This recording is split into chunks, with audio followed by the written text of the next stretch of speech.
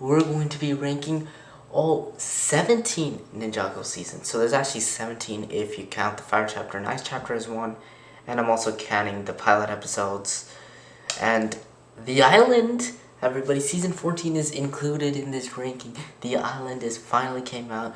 Episodes 3 and 4 finally aired today in English. I watched them. And I'm going to be giving you my ranking and why for each of these episodes. Now, I did give a ranking like a couple months ago, maybe a month or two ago. But I've rewatched all the seasons a couple times and my opinions have changed on them. So I'm going to give you a reason on why. Alright. Starting off with number 17, we have Day of the Departed. So, Day of the Departed is now going to take my spot for the lowest season because I feel like it's a really bad way to display Cole in his first official season. And yes, it is sort of, I mean, it's kind of rushed because they need to get him out of his ghost form. So, he has to, Day of the Departed goes through that, wormhole. But it's just so confusing. It's too short and it's just a bad way to show Cole in his own season. It's not really a season, it's kind of like a special. So Day of the Departed takes the cake for number 17. Coming off with number 16, we have The Hands of Time. So not much change for The Hands of Time other than moving up a spot. And the only reason I moved it up the spot is because I felt like the battle between Wu and Acronix was legendary. But other than that, the season still sucked overall. And, it's like a 2 out of 10 for me. It's like 3 out of 10. Day of the Departed was just too short. But if Day of the Departed was longer and had at least some decent moment in it, I would have put it over The Hands of Time. But the legendary battle between Wu and Acronix is one of my favorites, so therefore I have to put Ninjago Season 7 ahead of Day of the Departed. The Hands of Time. Here we go, everybody. My official verdict on The Island. So, it's pretty bad. You can't put a season. Wojira is apparently a myth. Ronin gets busted, and, I wonder what happens with the Keepers of the Amulet, though. But, the island is just a mess. It's too short. It's just a mess. Everything's a mess. And honestly, in my opinion, it could be worse than The Hands of Time. And maybe if I watch it one more time, it will be. But I don't plan on doing it. So for now, it stays at number 15. But that could potentially lower down the list as things go on. But apparently a lot of people are saying season 15 has to do it with Wojira, so I'm excited for that. Going on to number 14, Secrets of Forbidden Spinjitzu, the Fire Chapter. So there's the Ice and the Fire Chapter. The Fire Chapter is an absolute mess. Nothing was good about it. Other than, I liked a couple aspects in it. It was not the worst. Like, it was alright, but it's just not a good season. The animations were bad. Sure, the exploration was good. I thought, like, the first few episodes were decent, but then, like, Aspiro was a horrible villain, my least favorite villain, for sure. So it's just an overall mess. The Secrets of the Forbidden Spinjitzu, not a great season, but, there were a few good episodes that I really did enjoy. Coming in at number 13. Now we're getting number 13 and 9. This is the range of the okay episodes, or 13 and 10. So this is our first, like, not bad season, I should say. It's not a bad season, but, like, it's not a good one. It's like an average season, and maybe even in the lower ends of it. But I really didn't like that Lloyd was just too much of a focus in the season. Like, he had all the power. He was so overpowered. He was doing everything by himself. It almost felt like the other ninja really didn't have a role at all in the season, which made me dislike the season a little more than I should have. So yeah, Legacy of the Green Ninja, number 13. I mean, you could argue with that, but it's whatever. Number 12, Rebooted. Now I love Rebooted's last episode. That might actually be my favorite episode of all time, the Titanium Ninja. But this is a season, not an episode. So overall, the season wasn't very good. I feel like they messed up with Cole liking Nia as well, and that whole Jay situation. I liked Pythor's, the fact that he was included a lot in it, but, I don't like the fact that they had to, clean up Jay and Cole's mess in season 4 or 5, I just didn't like that at all. Another thing I didn't like was, the digital overlord. I don't know. The season just didn't seem really good to me. I did like the overlord's return, though. It was alright, but season 3 rebooted. It's an okay season. There's a couple of really great episodes in it, but it's just not a great season overall. I mean, you can watch it a couple times, but the only thing I'd really recommend watching in season 3 again, like rewatching, is the last episode of it. Coming in at number 11 is Secrets of the Forbidden Spinjitzu, the Ice Chapter. Now, I actually really did enjoy this season, other than a couple of, iffy parts here and there. Like, I did enjoy Zane being the Ice Emperor. I really did like that a lot. I liked the overall plot of the season.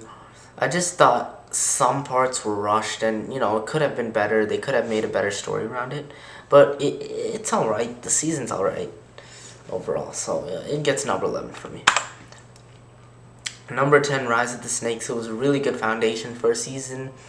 I don't know why the picture's so blurry for it, but it's pretty. I thought it was a really good foundation, and Rise of the Snakes really got me into the show. And this was a really good season overall. It was really basic, but it was good. So this is like an 13 through 10. Those are like my okay seasons. Now 9 through 6 are gonna be my good, but they're not great. They're not like at the top 5 yet. Coming in at number 9, we have March of the Oni. Now, I did have March of the Oni a little lower. Even though it's 4 episodes, though, it is much better than The Island. I feel like these 4 episodes are great. It is short, and I'm sad that Garmadon left, but I liked the duo between him and Lloyd finally. Coming at number 8, we have the pilot episodes. This is actually the first episode I started watching, I think, in 2014. Yeah, I read the book for this. They had a book, and I read, or not the book, this was for Rise and Snakes, but this is the first 4 episodes I watched. I really enjoyed it, and since then I started binging Ninjago until season 5, until John Johnson got me back up into it again. Shout out to John Johnson. But yeah, this was probably my favorite episodes, most memorable. It always, I haven't actually seen these episodes in a while because they're not on Netflix, but yeah, these are the episodes that got me into Ninjago and will always be top 10 no matter what. Number 7, Prime Empire. Prime Empire was much lower on my old list, but I brought it up because after rewatching, I really enjoyed the video game aspect of it. I did enjoy Unigami. I really liked the season overall, and there's really nothing bad about the season. So it's a good story.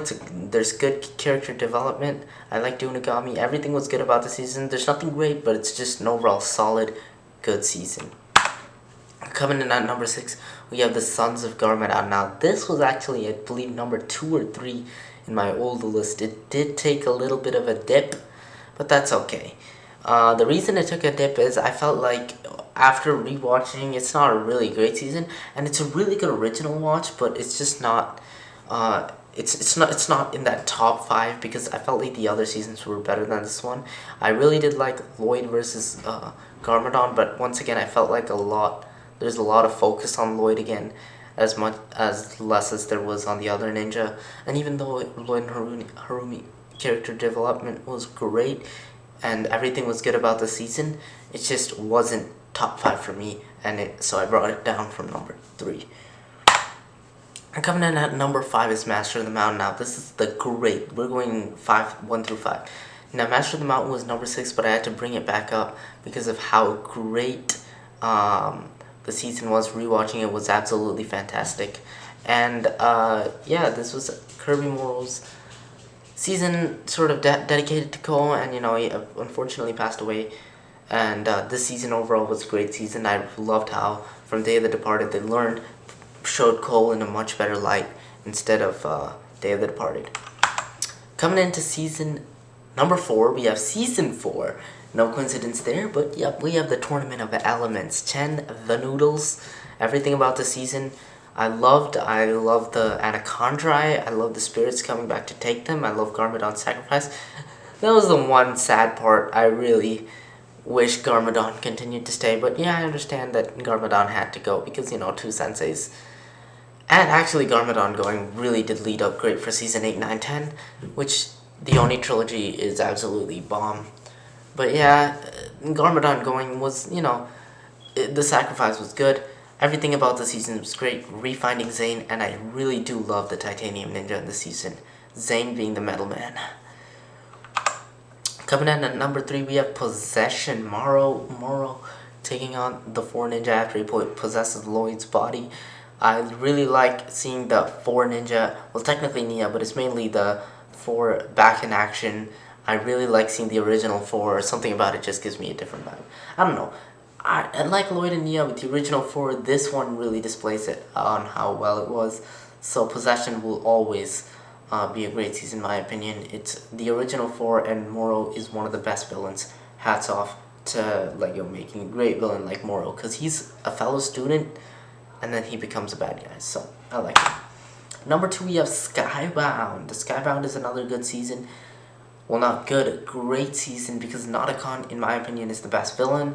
Jay and Nia had fixed up the relationship issues, and Flintlock and the other crew of Miss Fortune's Keep was absolutely amazing.